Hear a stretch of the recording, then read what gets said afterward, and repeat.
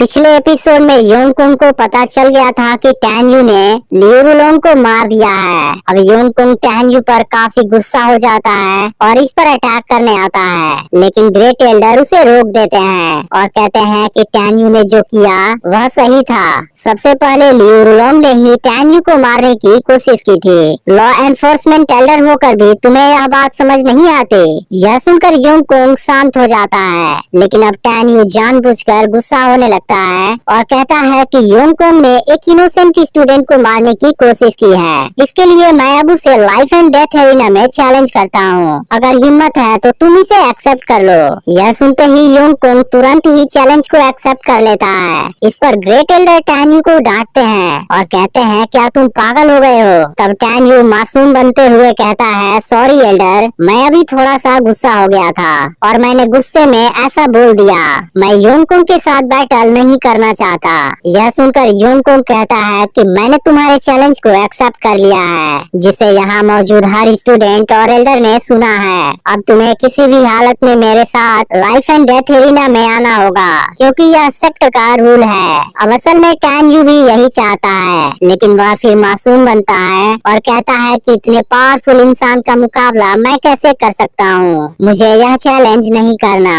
तभी योंगकुंग कहता है कि अब तुम्हारे पास कोई रास्ता नहीं है, या तो तुम लाइफ एंड डेथ एरिना में मर सकते हो, नहीं तो मेरा मजाक बनाने के लिए मैं खुद तुम्हें मार दूंगा। इसके बाद योंगकुंग एरिना में चला जाता है और अब टैन्यू भी इसके लिए तैयार हो जाता है। वह ग्रेट एल्डर से कहता है कि आपको टेंशन लेने की जरूरत नहीं है और सुजियान भी समझ जाती है कि टैन्यू ने इसी मौके के लिए अपनी पावर को छुपाया था। अब ग्रेट एल्डर को मेंगई से टैन्यू की असली पावर पता चल जाती है। फिर वह कहते हैं कि टैन्यू तो एक मॉन्स्टर है, मैंने आज तक किसी के पास इतनी फास्ट कल्टीवेशन स्पीड नहीं देखी थी। इसके बाद वह मेंगई से बाकी स्टूडेंट के नहीं लौटने की वजह पूछते हैं, जिस पर मेंगई बताती है कि उन सभी ने टैन्यू को मारने की कोशिश की थी, इसलिए टैन्यू ने उनको मार दिया।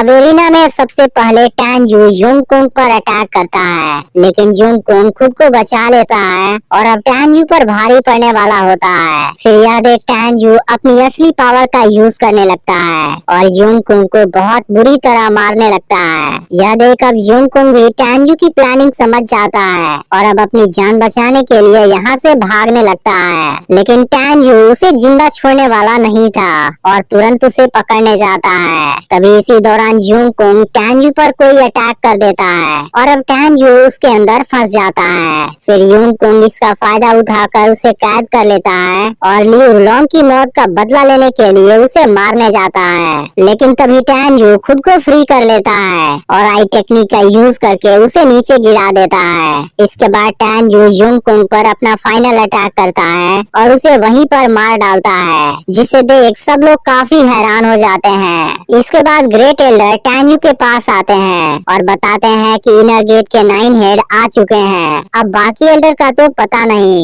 लेकिन तुमने मीरून कुन और लिंगहू को मारकर बिस्ट सोल डिवीजन के सेकेंड एल्डर और सेक्रेट सोल डिवीजन के चीफ एल्डर को ऑफेंड कर दिया है। जब वो तुमसे बात करने आए तब तुम केयरफुल होकर बात करना। तब टैन्यू कहता है कि मैं इसे याद रखूंगा।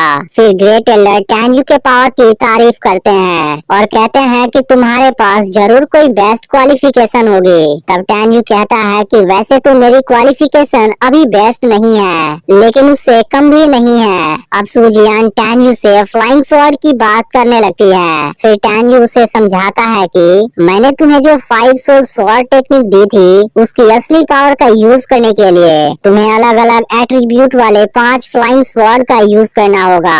यह सुनकर सुजियान काफी खुश हो जाती है। इसके बाद टैन्यू इनके साथ अपने फ्लाइंग स्वॉर्ड को सेल करने चला जाता है। तभी 2 लड़कियां उसे देख फिदा हो जाती हैं, जिस पर कुछ स्टूडेंट कहते हैं कि तुम्हें दिखाई नहीं देता। टैन्यू के साथ में पहले से ही 2 ब्यूटीफुल लड़कियां हैं। कुछ समय बाद टैन्यू वापस आने पर एक लड़की को देखता है, जिसकी सब तारीफ कर रहे होते हैं। फिर स्टूडेंट बात करते हैं कि हमने तो इसे पहले कभी नहीं देखा, हो सकता है यह कोई नई स्टूडेंट हो। फिर सुजियान कहती है क्या यह मेंगई से भी ज्यादा खूबसूरत है। इसके बाद यह लड़की इनके सामने आती है, जो वाकई में बहुत ही खूबसूरत होती है और खुद टैन्यू भी किसी वजह से हैरान हो जाता है। इसके बाद टैन्यू लड़की का नाम जानने की कोशिश करता है, पर लड़की सोच सोचती है टैन यू उसके साथ फ्लर्ट करना चाहता है, इसलिए वह टैन यू का मजाक उड़ाने लगती है। फिर वह मेंगई और सुजियान को कहती है कि तुम्हें क्या लगता है, तुम सबसे खूबसूरत हो, एक बार मेरी छोटी सिस्टर को यहाँ आ जाने दो,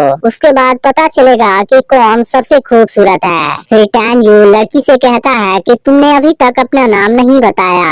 इसके बाद लड़की अपना नाम नानगोंग रुक्सिया बताती है। फिर सुजियान कहती है क्या तुम्हारी सिस्टर दुनिया में सबसे खूबसूरत है, फिर तुम उसका नाम बता दो ताकि कभी मिले तो मैं उसे पहचान जाऊं। तब रुक्सिया कहती है मुझे तो पता नहीं कि मेरी सिस्टर पूरी दुनिया में सबसे खूबसूरत है, लेकिन जितने भी लोग यहाँ पर हैं हम सभी खूबसूरत हैं। इसके बाद वह अपनी सिस्टर का नाम नानगुन यूकिन बताती है, जिसे सुनते ही टैन यू कुछ याद करने लगता है। लेकिन हमें पता है कि यूकिन वही लड़की है जिसके साथ टैन यू शादी करने वाला था, लेकिन फिर वहाँ कोई आकर उसे अपने साथ लेकर चला गया था।